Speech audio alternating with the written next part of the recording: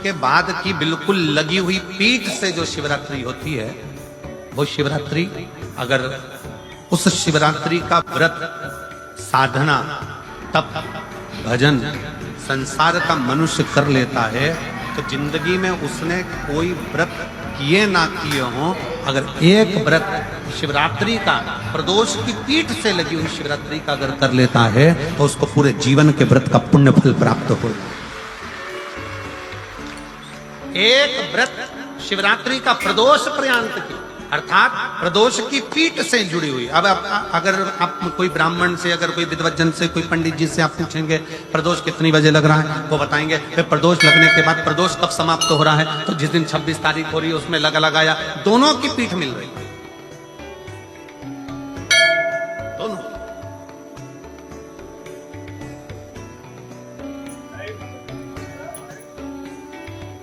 करो व्रत।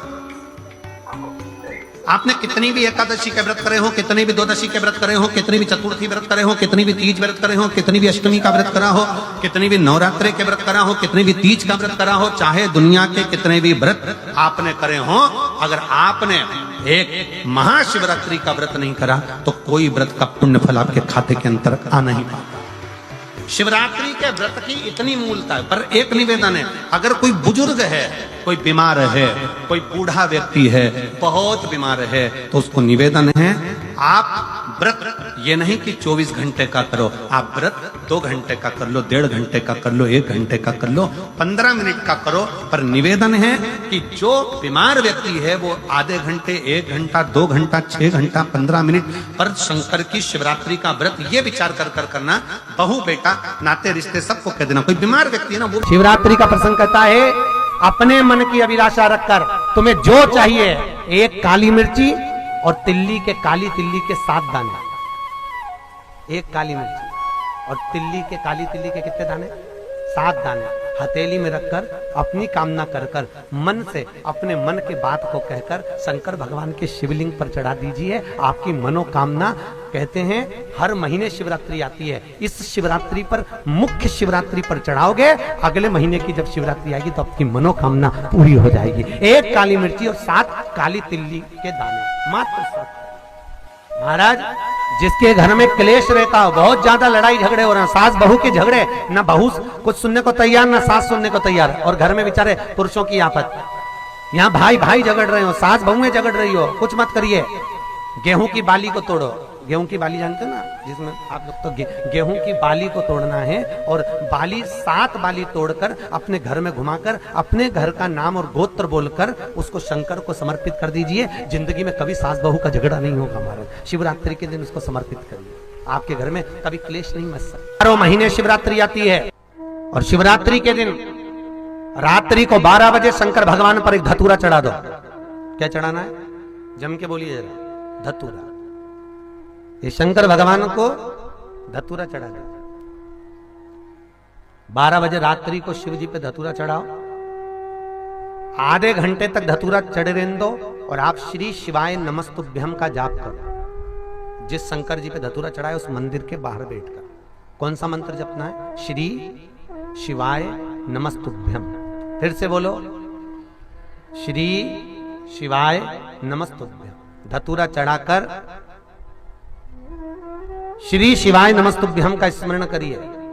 और जो दुकान नहीं चलती हो, घर में लक्ष्मी नहीं टिकती हो, खेत में फसल अच्छी नहीं आती हो, संपदा नहीं आ रही हो, बस उस धतूरे को लाल वस्त्र में बांधकर अपनी दुकान में, अपने व्यापार में, अपने घर में रात को 12:30 बजे उठाकर लाओ, और 4 बजे के पहले उसको अपनी दुकान, व्यापार, व्यवसाय में उसको बांध दीजिए। और अगर जो जमीन फसल सही नहीं दे रही हो, उस जमीन में ले जाकर गाड़ दीजिए। आपको जीवन में कभी तकलीफ नहीं भोगना पड़ेगी, लक्ष्मी बढ़ती चली जाएगी, महाराज संपदा बढ़ेगी। जो व्यक्ति ज्यादा बीमार रहता हो, बहुत बीमारी उसको घेरे रहती हो, परेशान रह रहा हो, बीमारी बनी हुई है, तो बोर चढ़ाइए। बेर, क्या बोलते हैं यहाँ पर, बेर की बोर, वो खाने वाला बेर जो होता है, उस बेर को 7 बेर ले लो, और 7 बेर को लेकर अपने ऊपर से घुमाकर शिवरात्रि की दोपहर के 12 बजे शंकर भगवान के शिवलिंग पर ले जाकर उस बेर को चढ़ा दीजिए। आपका रोग, आपकी बीमारी मात्र 3 महीने के अंदर समाप्त हो जाए। जब आपको लगे कि हमारे घर में बहुत तकलीफें बढ़ गई हैं, बहुत दुख बढ़ गए, बहुत कष्ट, अपार कष्ट बढ़ गए, बहुत दुख हमारे जीवन में बहुत बढ़ गया है। तो शिव पुराण कहती है कभी मौका मिले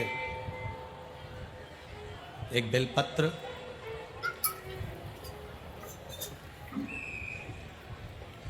जिसकी डंडी का मुख जहाँ से पानी बहता है जलाधारी की ओर, समझ में आ रहा है ना, जहाँ जलाधारी हो और जलाधारी में जहाँ पानी बह रहा हो, उस पानी बहने वाली जगह पर डंडी का मुख हो जलाधारी। आप समझ लो थोड़ा सा, जैसे ये गोल जलाधारी है, ये शिवलिंग है, यहाँ अशोक सुंदरी है और यहाँ से पानी बह रहा है। ये डंडी का जो मुख होता है, उस डंडी के मुख को अशोक सुंदरी वाली जगह पर नहीं, बिल्कुल जहाँ से पानी नीचे बहता है बस वहीं इस डंडी का मुख हो, पत्ती का मुख महादेव की हो। और एक बेलपत्री जिसकी डंडी आप जब शिव जी को समर्पित करें तो बीच वाली पत्ती का मुख आपकी ओर और डंडी का मुख पीछे की ओर, डंडी का मुख पीछे की ओर, पत्ती का मुख आपकी ओर। महाराज शिव महापुराण की कथा कहती है किसी भी 12 महीने में शिवरात्रि आती है, 12 महीने शिवरात्रि आती है, किसी भी एक शिवरात्रि पर, किसी भी एक शिवरात्रि पर अगर आप भगवान शंकर के मंदिर में जाकर ये 2 बेलपत्री समर्पित कर कर दोनों जगह पर पंचजल, मतलब जो कलश आपके पास में है, पानी का लोटा, जल का पात्र जो आपके पास में है, तो यहाँ जो बेलपत्री आपने इस ओर जल पानी बह रहा है इस ओर रखी, यहाँ पर भी 5 बार जल उसी कलश में से 5 बार जल यहाँ पर, और उसी कलश में से 5 बार जल जो शिवलिंग पर आपने बेलपत्र रखी है समर्पित करिए वहां पर। ऐसे 5 बार इधर और 5 बार शिवलिंग पर जल समर्पित कर कर अपने जो दुख हैं, अपनी जो तकलीफ है, अपना जो कष्ट है, बहुत तकलीफें जो हमें आ रही है, बहुत। एलईडी चालू करिए बाबू, एलईडी चालू करिए, एलईडियां चालू करिए। जो तकलीफें हमें आ रही है हम वो बाबा से कहकर, बाबा से प्रार्थना कहकर, अगर वो जल दोनों जगह पर एक शिवरात्रि पर, 12 महीने शिवरात्रि आती है, किसी भी शिवरात्रि को हम जब जल समर्पित करें और बाबा से प्रार्थना करें तो ये निश्चित है एक शिवरात्रि पर करते हैं, अगली शिवरात्रि जब आती है तो बाबा आपके दुख को, आपके कष्ट को मिटा ही देता है, ये निश्चित है।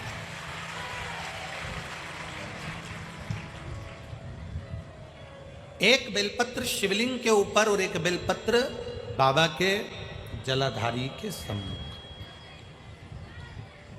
अशोक सुंदर वाली जगह पे नहीं, अशोक सुंदर वाली जगह तो बीच में रह गई, पर थोड़ा आखिरी कोना, आखिरी कोना समर्पण करा।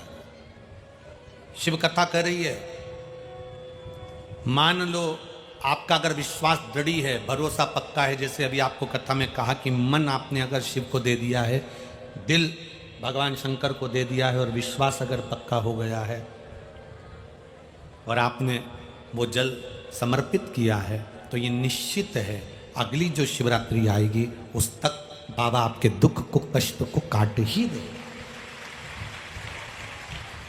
पर विश्वास के साथ फिर निवेदन करेंगे, जल भी चढ़ाओ तो विश्वास के साथ, बेलपत्र भी चढ़ाओ तो विश्वास के साथ, धतूरा भी चढ़ाओ तो विश्वास के साथ, एक पुष्प भी अगर समर्पित कर रहे हो तो विश्वास के साथ करिएगा, भरोसे के साथ। केवल एक लोटा जल नहीं है, तुम्हारा प्रेम है जो शिव पर उंडेलने के लिए जाते हो, तुम्हारे घर की दशा है जो शिव को देने के लिए जाते हो, अपने घरों का विचार है जो शिव को देने के लिए जाते हो। मंदिर जाते होगे, दूसरे मंदिर में भी आप जब जाते होगे तो वहां पर पंडित जी आपके हाथ में इतना बड़ा तांबे का पात्र होता है, उसमें तुलसी डली होती है, आप हाथ आगे करते हो, वो जल देते हैं, तुम पीते हो। बोलो बोलो, सही है कि गलत है? पीते हो? वो पंडित जी देते हैं हाथ में और तुम लेते हो। कभी पंडित जी से पूछा कि ये जल की महत्वता इतनी क्यों है?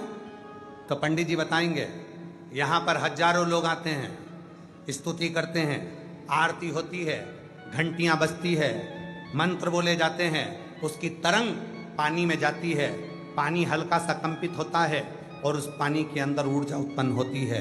वो जल पीते से ऊर्जा हमारे अंदर आती है और हमारे संचित पापों को समाप्त कर देती है।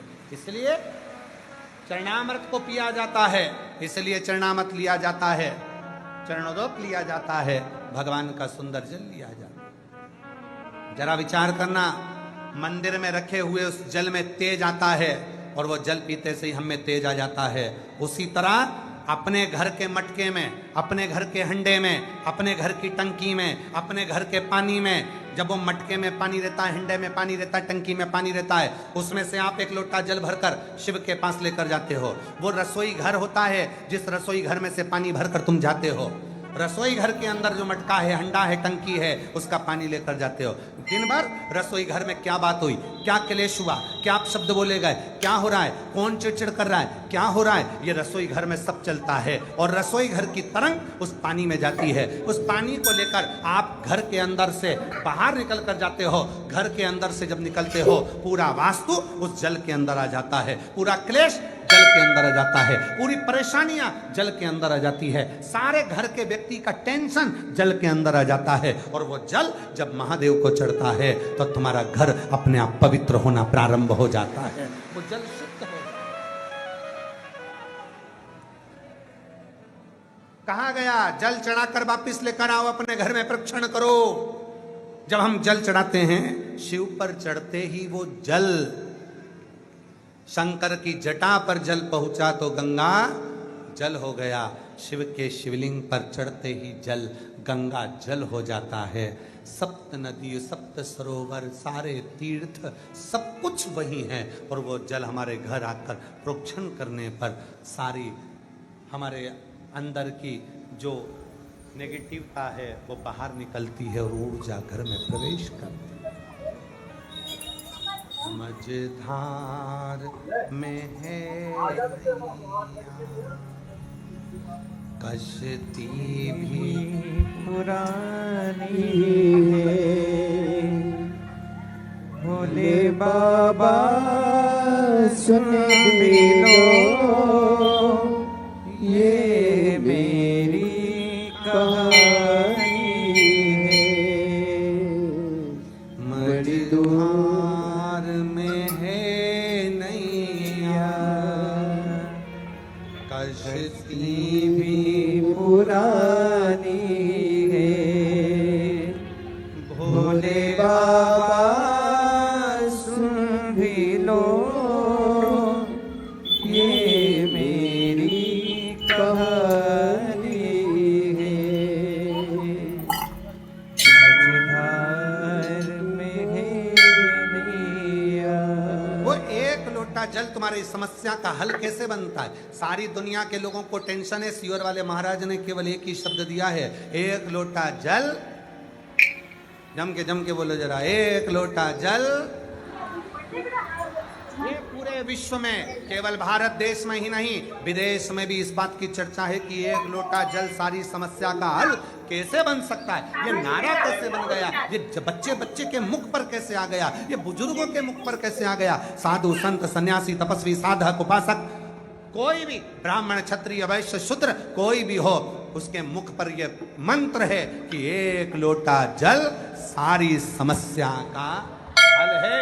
आखिर इस पे विचार करा गया कि ये जल समस्या का हल कैसे हो जाता है, क्योंकि सारी समस्या घर में आती है। दुकान की बात भी घर में आती है, फैक्ट्री की बात भी घर में आती है, व्यापार की बात भी घर में आती है, बच्चे भी घर में बात करते हैं, और जब घर में मंथन होता है विचारों का, सब टेंशन घर में जब आता है तो वो जल में तरंग जाती है, और जल में वो तरंग गई और वही लोटा भरकर जब शिव को चढ़ा तो सारी समस्या शिव की हो गई और उसका हल निकलना प्रारंभ।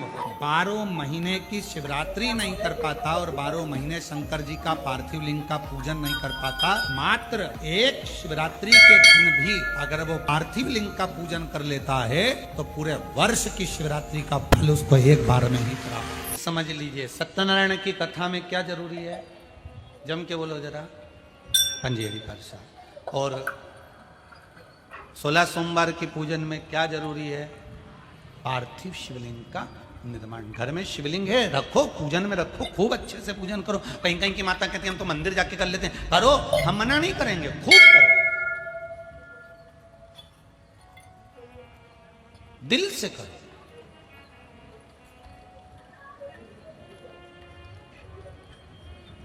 पर बालू मिट्टी के बनाए भोलेनाथ,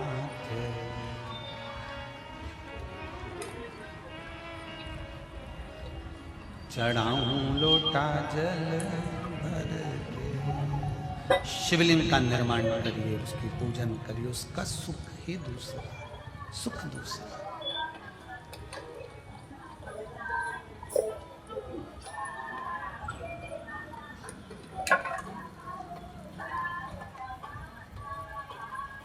क्या होता है शिवलिंग के निर्माण से?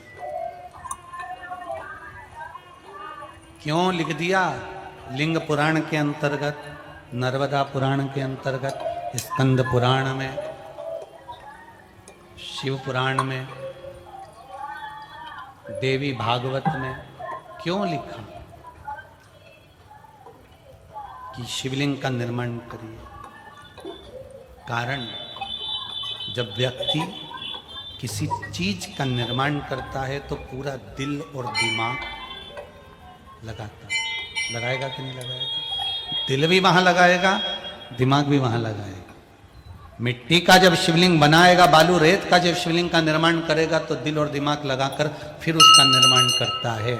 उतनी देर, जितनी देर वो दिल और दिमाग भगवान शंकर के निर्माण में लगाता है, भगवान उसके भाग्य के निर्माण में लग जाता है। आप शंकर के शिवलिंग का निर्माण करते हो और शंकर भगवान आपके भाग्य का निर्माण करते हैं। जितनी देर हमें शंकर के शिवलिंग के निर्माण में लगता है, जितनी देर लगता है,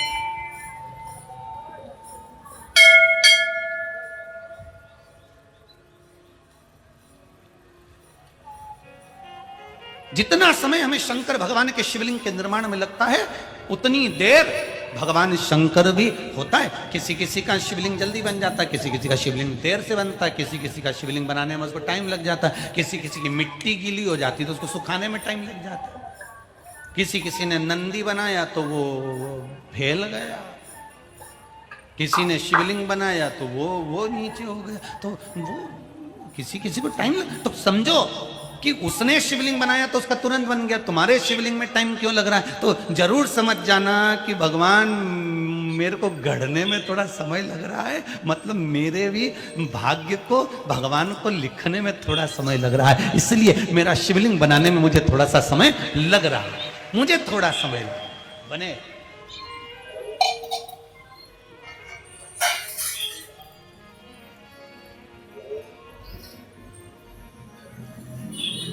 श्री शिवाय नमस्तुभ्यं, श्री शिवाय नमस्तुभ्यं, श्री शिवाय नमस्तुभ्यं, श्री शिवाय नमस्तुभ्यं, श्री शिवाय नमस्तुभ्यं। भगवान शिव का मंत्र, बलधरा का नियम था शिवलिंग का निर्माण करना, पूजन करना, अर्चना करना, आराधना करना। उसमें बल कहाँ से आता था? एक नारी होकर, स्त्री होकर उसमें इतना बल कहाँ से आ गया? तो ये बल किसी दूसरे का नहीं है, ये बल शिव का है। किसका बल है? शिव का। आप अगर शंकर के मंदिर में जाकर एक लोटा पानी चढ़ा रहे हो तो आपके जीवन में आप किसी के भी सामने दम से खड़े हो सकते हो कि हाँ, मुझे पीछे से सपोर्ट करने वाला मेरा देवाधिदेव महादेव मेरे पीछे खड़ा हुआ है। अकाल मृत्यु वो मरे जो काम करे, चंडाल का काल उसका क्या बिगाड़े, जो भक्त हो महाकाल का। मेरे पीछे महाकाल खड़ा हुआ है, मेरे पीछे देवाधिदेव महादेव खड़ा हुआ है।